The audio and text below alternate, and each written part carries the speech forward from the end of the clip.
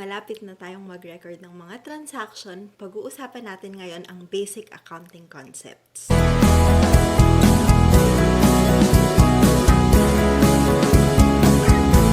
Ibig sabihin ng separate entity concept ay hiwalay ang business at iwalay ka bilang owner.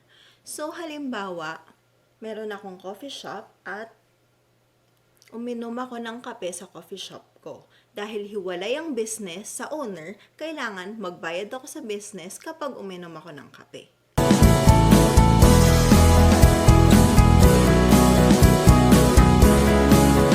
Sa historical cost concept naman, kailangan i-record mo ang isang transaction kung magkano talaga ang tunay na cost niya. For example, dun sa business mo na coffee shop, naisipan mong maglagay din ng pastry. So, bumili ka ng oven. So, ang presyo talaga ng oven ay 10,000. Pero, nakakuha ka ng discount. Nabili mo lang siya sa halagang 8,000. So, ang ire-record mo, 8,000.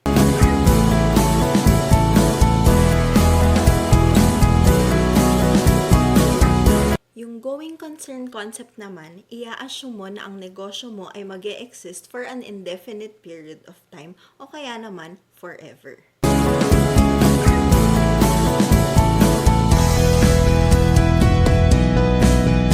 Sinasabi naman ng matching principle na dapat match ang revenue at expense.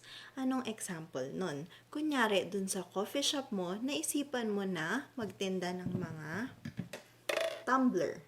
Ibig sabihin, kapag binili mo tong mga tumbler na to, i-recognize mo muna to na asset. Tapos, kapag ka nabenta, saka mo lang i-recognize na expense dahil nabenta mo na.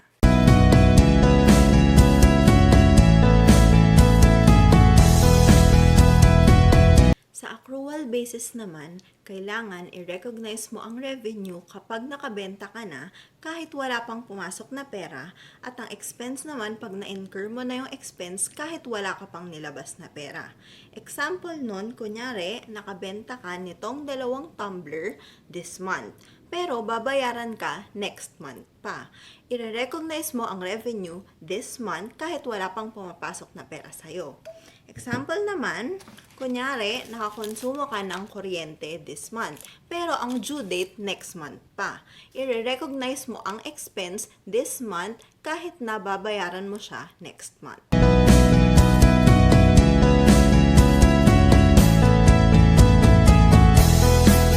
Yung prudence naman, sinasabi na dapat conservative ka. Yun ay para hindi sobra yung pag-declare mo ng asset o kaya naman kulang yung pag-declare mo ng mga liabilities mo.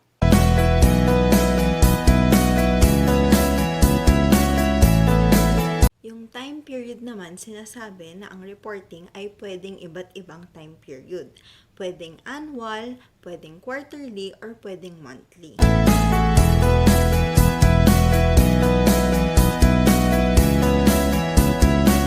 Yung stable monetary unit naman, sinasabi na meron dapat na common unit of measure. In our case, dito sa Pilipinas, peso. So, kunyari, ang pera mo na lang ay 1,000 pesos. Nalungkot ka, sabi mo, hala, i-declare ko na pera ko, 1,000 na lang. Teka, meron akong 100,000.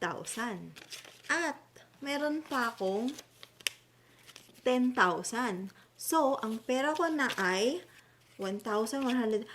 Pera ko na ay 111,000. Hindi yun pwede. Kasi ito ay rupiya at ito ay dong. So, kailangan mo itong i-convert. Pag i-convert mo, ito ay 300 pesos at ito ay 20 pesos. So, ang i-declare mo na pera mo ay 1,320 pesos at hindi 111,000.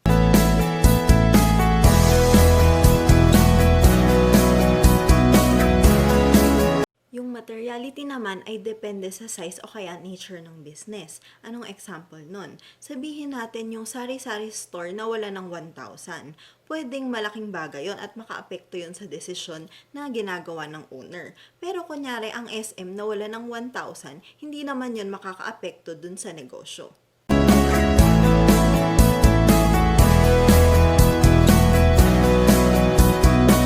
Yung cost-benefit naman, sinasabi na ang cost ng pag-process ng information ay hindi dapat mas malaki dun sa benefit na makukuha. Siyempre, kapag kaganon, malulugi lang.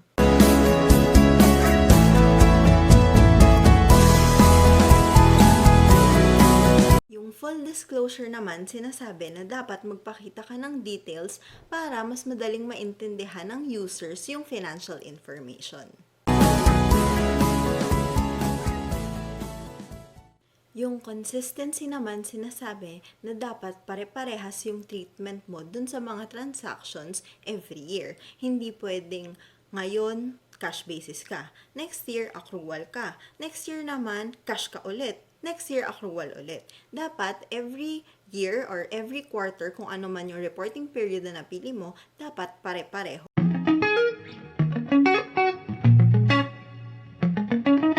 So, yon ang mga basic accounting concepts. Pag may tanong kayo, let me know. After nun, pwede na tayong mag-start mag-record ng mga transactions.